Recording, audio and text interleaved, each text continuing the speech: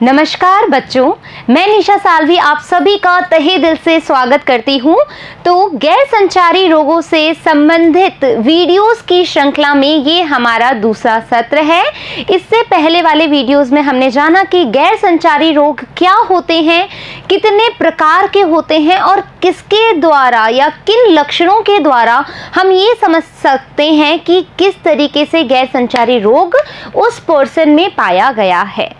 आज के वीडियो में हम देखेंगे कि किस तरीके से हम गैर संचारी रोगों का निवारण कर सकते हैं, कैसी कैसी जांचें इसमें होती है और इसी के साथ में हमारी सरकार द्वारा चलाए गए स्वास्थ्य कार्यक्रम क्या हैं, स्वास्थ्य सेवाएं क्या है।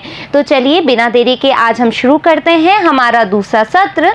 तो इसके अंतर्गत हम जानेंगे गैर संचारी रोगों का निवारण क्या है, किस तरीके से गैर संचारी रोगों को हम दूर कर सकते हैं। देखो बच्चों, यदि आपने पहले वाले वीडियो को बहुत ही गहराई से समझा होगा तो दूसरे ये जो हमारे निवारण हैं वो आप इजीली बता सकते हैं, इजीली समझ सकते हैं। आइए देखते हैं क्या क्या है।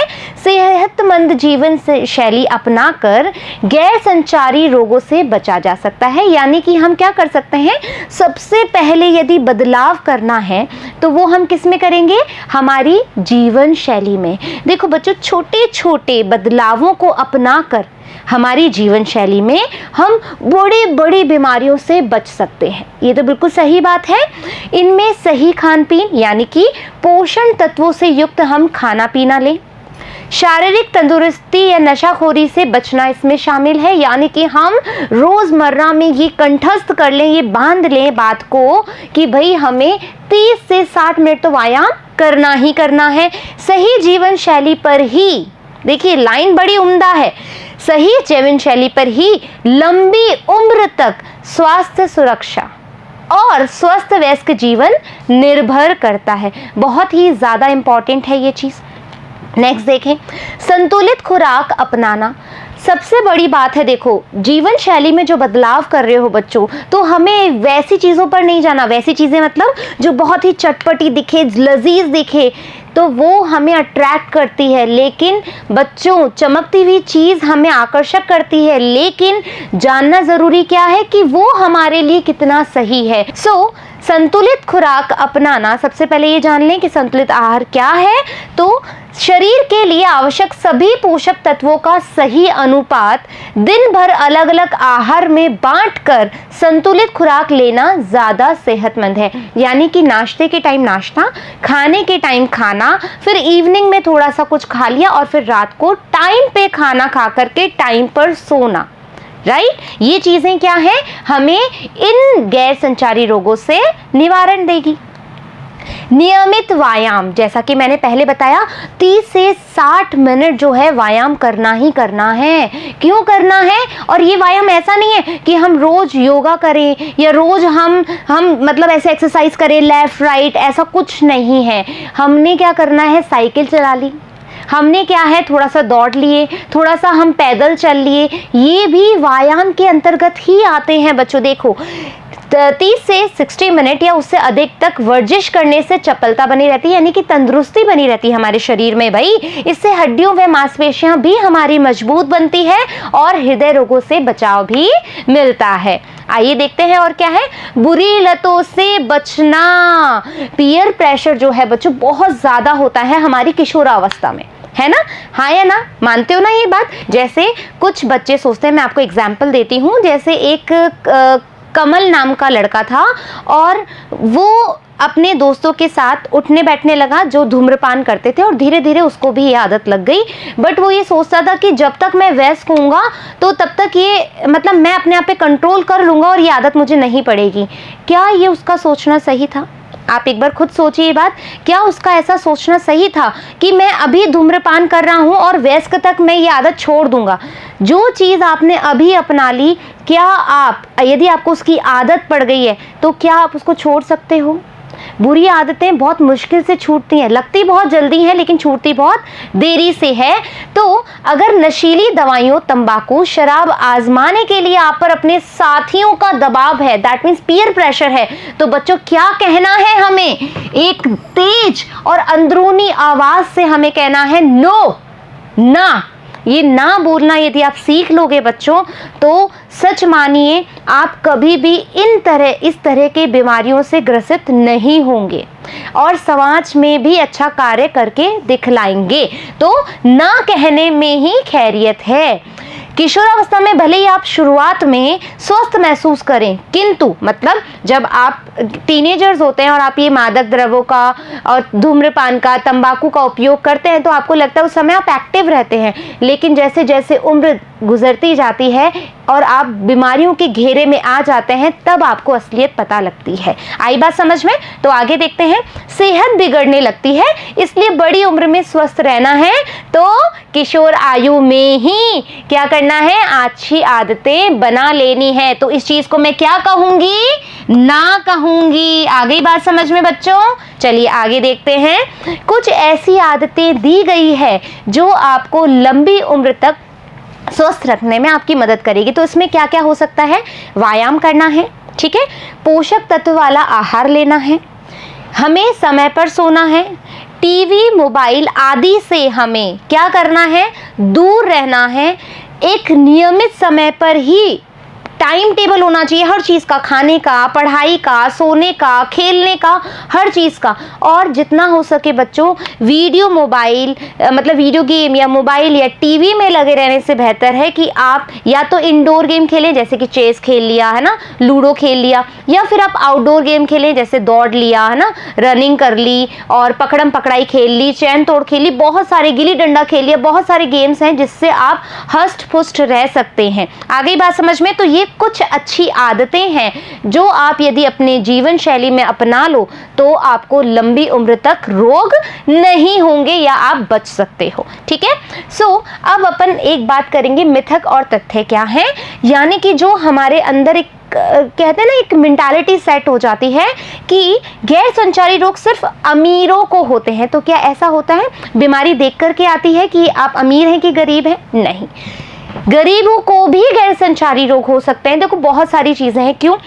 जो गरीब बंदा होगा वो क्या सोचेगा कि मैं कैसे भी करके कमा लूं?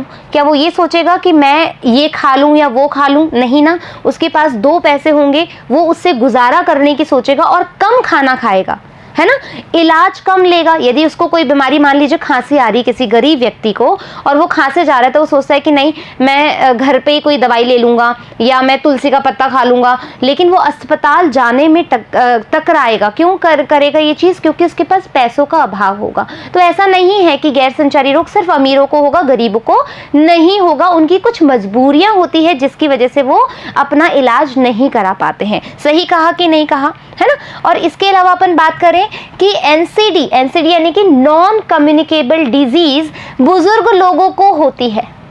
ऐसा है, ऐसा बच्चों आपने देखा होगा कि बहुत सारे बुजुर्ग जो शुरू से ही, जिसने कभी भी किशोरावस्था में कोई दुर्व्यसन नहीं किया हो या जो रोजमर्रा में अच्छा आहार लेते हैं, व्यायाम करते हैं, उनको ऐसे रोग ही नहीं होते। वो आपसे भी ज्यादा आपको चुस्त तंदुरुस्त लगेंगे। आपने अपने बड़े बुजुर्ग को देखा होगा, घर में 100 साल तक वो जीवित रहते हैं और बीमारियां भी नहीं होती, जबकि हमें जल्दी से जुकाम लग रहा है, थकावट हो रही है, पढ़ नहीं पा रहे, स्ट्रेस हो रहा है, बहुत सारी चीजें हैं। तो ऐसा नहीं है कि जो एनसीडी बुजुर्ग लोगों को ही होती है, ये किशोरावस्था में जीवन शैली में दुर्व्यसन को अपना करके भी लाई जा सकती है ना। ऐसा नहीं है, एज के साथ डिफरेंस आएगा। आपका बीपी हो सकता है, आपका काम करने की जो कार्य प्रणाली है उसमें थकावट आ सकती है, बहुत सारी चीज़ें हो सकती है। तो ये मिथक है कि एक एज के बाद ही आपको बीमारी लगेगी। बीमारी किसी भी उम्र में लग सकती है और ये गैर संचारी रोग हैं बच्चों। ये आपके जीवन शैली पर, आपके वंशानुगत, आपके पर्यावरणीय कारकों पर निर्भर करती है। ध्यान रखिएगा ये बात। अब देखें अपन कुछ साधारण गैर संचारी रोगों की जांच, यानी कि जिसको यदि गैर संचारी रोग हो गए हैं तो वो किस तरह की जांच करवा सकते हैं। निवारण हमने देखे, अब जांच देख लेते हैं। गैर संचारी रोगों को समय पर जांच व निदान इनके दुष्प्रभाव रोकने में मदद करते हैं। ये बात सही है, समय पर कहते हैं ना इलाज ले लीजिए तो रोग जो है गंभीर नहीं होगा, क्रॉनिक नहीं होगा। आशा और एएनएम दीदी जो है वो आपको इन चीज़ों के बारे में जागरूक करती है कि कौन कौन से टेस्ट करवाए जाते हैं। उनके पास में बहुत सारी, मतलब जैसे एक अलग अलग हर बुजुर्ग की एक डायरी होती है जिसमें आपके सारे रोग होते हैं, कब आपने कौन सी मेडिसिन ली, कौन सा आपने टेस्ट करवाया, कौन सा टेस्ट आपको करवाना है, कितने अंतराल में आपको करवाना है, किस तरीके की दवाइयाँ आपको लेनी है, कौन सा व्यायाम करना है, कौन सा आहार लेना है। ये सारी चीज़ें जो है आशा और एएनएम दीदी जो है नियमित रूप से अपने पास रखती हैं, डायरी बनाती है, स्वास्थ्य कार्ड बनाती है। ठीक है, इसके अलावा हमारे पास जो भी है पीएचसी हो गया, सीएचसी हो गया, डीएच हो गया, जीएच हो गया, यहाँ पर ऐसे ये जो अस्पताल हैं बच्चों मरीजों को फ्री में मुफ्त में भी बहुत सारे इलाज देती हैं, जांचें देती हैं, दवाइयाँ फ्री मुहैया कराती है आपको। तो ऐसा नहीं है कि इनकी जांच नहीं हो सकती है।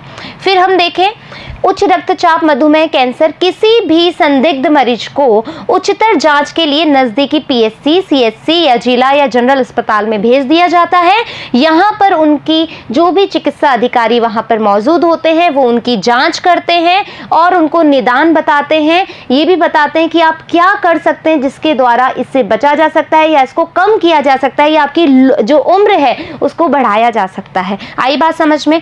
और सबसे इम्पॉर्टेंट बात है जो महिलाओं में अधिकतर गर्भाशय ग्रीवा और स्तन कैंसर की संभावना रहती है। तो जो भी गर्ल्स हैं, टीनेजर गर्ल्स हैं बच्चों, ये ध्यान रखिए कि अपनी खुद की एक टेस्टिंग होती है, ब्रेस्ट सेल्फिंग टेस्ट जो होता है वो करते रहना चाहिए, खुद को एनालिसिस करते रहना चाहिए कि कहीं आपको कोई सूजन तो नहीं है, आपको कोई प्रॉब्लम तो नहीं आ रही, कोई किसी तरह का दर्द या गांठ तो नहीं हो गई है। इस तरीके से आप अपना खुद का भी जांच कर सकते हैं।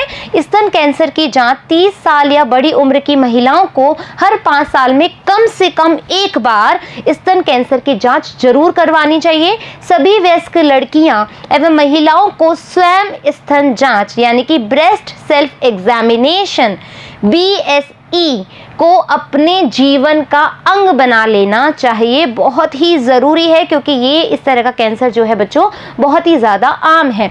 अब हम बात करें साधारण गैर संचारी जो रोग हैं उसका समय पर परीक्षण, निदान और उपचार के लिए स्वास्थ्य सेवाएं और कार्यक्रम क्या क्या हैं। तो गैर संचारी रोगों का परीक्षण, उपचार, प्रबंधन के लिए अच्छी आधारभूत स्वास्थ्य सुविधाएं उपलब्ध कराने के लिए विभिन्न राष्ट्रीय स्वास्थ्य मिशन के कार्यक्रम चलाए जाते हैं। जैसे कैंसर के लिए हम देखें लंबे समय तक चलने वाली देखरेख और उपशामक सेवाएं भी दी जाती है। आप देखेंगे बहुत सारे सरकारी अस्पतालों में जो गंभीर बीमारियां हैं उसकी मुफ्त में सेवाएं नहीं तो कम पैसों में सेवाएं दी जाती है, दवाइयां हमारी मुफ्त दी जाती है। एनसीडी की जांच, प्रबंधन और सही सूचनाओं के लिए कुछ स्रोत इस प्रकार हैं। क्या क्या है? आशा और एएनएम द्वारा जांच। इसमें हम जो उच्च रक्तचाप है, मधुमेह की शुरुआती जांच करने के लिए प्रशिक्षित होती हैं। कौन होती हैं? आशा और एएनएम दीदी। और आपको स्तन और मुंह के कैंसर की स्वयं जांच करने के लिए तकनीकें भी बताती हैं। इसके अलावा हम बात करें व्यक्तिगत स्वास्थ्य कार्ड, जिसमें मैंने बताया सारी इंफॉर्मेशन होती है 30 वर्ष या उससे बड़े व्यक्तियों की। उस स्वास्थ्य कार्ड में लिखा होता है आपको कौन सी जांच करवानी है, किस तरह की बीमारी है, कौन सी दवाइयां लेनी है, कब करवानी है, सारी चीजें उस कार्ड में प्रेजेंट होती है, सारी इंफॉर्मेशन। अब आगे देखें निःशुल्क दवा एवं निःशुल्क निदान सेवा। राष्ट्रीय स्वास्थ्य मिशन के तहत सरकारी स्वास्थ्य प्रणाली मुफ्त निदान और उपचार सेवाएं देती है। निःशुल्क दवा एवं निःशुल्क निदान सेवा योजना अनुसार ऐसा किया जाता है और एनसीडी में लंबे समय तक रहते हैं। भाई जो नॉन कम्युनिकेबल डिजीज है वो लॉन्ग टाइम पीरियड तक रहती है, तो इसके स्वास्थ्य परीक्षण बहुत ज़्यादा कॉस्टली होते हैं। जैसे कैंसर है, इसका टेस्ट बहुत ज़्यादा कॉस्टली होता है ना। और इसलिए ये योजना सुनिश्चित की जाती है कि नियमित रूप से जांच केंद्रों में आकर अपने स्वास्थ्य का परीक्षण आप स्वयं कराएं। VI जांच, VIA में गर्भाशय ग्रीवा यानी सर्विकल कैंसर का परीक्षण VIA जांच के जरिए नजदीकी स्वास्थ्य केंद्र पर आप करा सकते हैं। कोई भी या फीमेल स्टाफ महिला चिकित्सक से आप बात कर सकते हैं इसके बारे में। और इसके अलावा हम बात करें किशोर मैत्री स्वास्थ्य केंद्र, किशोरों में गैर संचारी रोग और इसके खतरों की रोकथाम करने के लिए जीवन शैली प्रबंधन संबंधी हर तरह की जानकारी किशोर मैत्री स्वास्थ्य केंद्रों या उजाला क्लिनिकों में दी जाती है। ये बच्चों, आप अभी इसी एज में हैं तो आप अपने बारे में ध्यान रख सकते हैं। यदि आपको ऐसा लग रहा है कि कुछ अंदर ऐसे आपके शरीर में कुछ स्वस्थ चीज़ें नहीं चल रही है, अव्यस्त सा लग रहा है, तो आप यहाँ पर जा सकते हैं, उजाला क्लिनिकों में जा सकते हैं, किशोर मैत्री स्वास्थ्य केंद्र में जा सकते हैं। वहाँ पर अपनी काउंसलिंग करा सकते हैं, रोगों का निवारण करा सकते हैं। आपको इसके बारे में सारी जानकारी इजीली मिल सकती है। आई बात समझ में? स्टेट मेडिकल हेल्पलाइन क्या है? स्टेट मेडिकल हेल्पलाइन नंबर 104 जो कि 24 घंटे और 7 दिन चलता है, 24/7। इसके अलावा हम बात करें NHM के तहत भारत सरकार कुछ स्वास्थ्य कार्यक्रम भी शुरू किए हैं, जैसे कैंसर, हृदय रोग, मधुमेह, मस्तिष्काघात की रोकथाम और नियंत्रण के लिए राष्ट्रीय कार्यक्रम दिए गए हैं हमारे पास। इसके अलावा हम बात करें राष्ट्रीय ओरल स्वास्थ्य कार्यक्रम, जिसके अंतर्गत हम मौखिक स्वास्थ्य सुधार और मुंह के रोगों में किसी भी प्रकार की मृत्यु को घटाना है, मतलब जो मृत्यु दर हो रही है इन बीमारियों से, उसको हमें क्या करना है? ओवरकम करना है। इसके अलावा हम बात करें प्रशामक देखभाल की राष्ट्रीय कार्यक्रम। देखो बच्चों, क्या होता है कि जब हमें कोई गंभीर बीमारी लग जाती है तो हम बहुत ज़्यादा मायूस हो जाते हैं, हम अपनी आशा को खो देते हैं कि अब हम जीवित नहीं रह सकते या अब हमारे साथ ये हो गया है। तो हमारा जो एक मनोबल होता है उसको बढ़ाने का कार्य करते हैं ये NPPC। ये क्या करते हैं? आपको मनोबल देते हैं, आपके रोग का निवारण से लेकर के उसकी जो जांचें होती है, उसकी जो दवाई होती है, उसी के साथ साथ आपका भावनात्मक सहारा भी ये लोग देते हैं। तो इस तरीके के जो कार्यक्रम हैं वो हमारी भारत सरकार द्वारा चलाई जाती है। तो आशा करती हूँ कि आपको ये जितने भी चीज़ें मैंने आपको बताई है समझ में आई होगी। फिर मिलेंगे हम, जब तक धन्यवाद।